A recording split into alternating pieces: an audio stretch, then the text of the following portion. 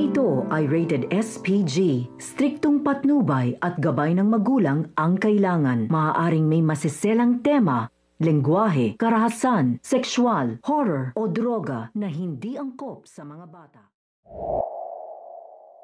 Kung dating ang si Moira ay nag-aalipusta sa mga janitor, ay ito ngang si Moira nga ngayon ang gumaganap bilang janitress. Kaya naman nga damang-dama niya nga ang mga pagtatawa nga ng mga ibang tao sa kanya dahil nga sa kasunduan nga nila ni Giselle na hindi nga siya ipapakulong, ngunit magiging janitress naman nga siya sa Apex.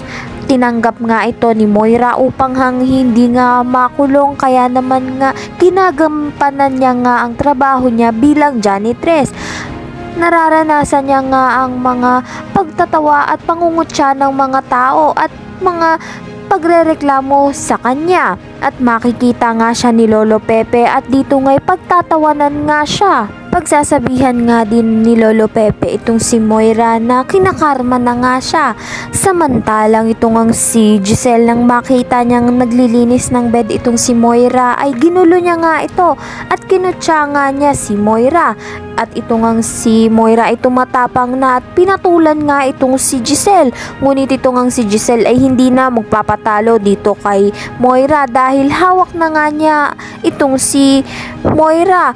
At kung anong gawin niya nga ay pwedeng pakulong na nga ni Giselle ng tuluyan.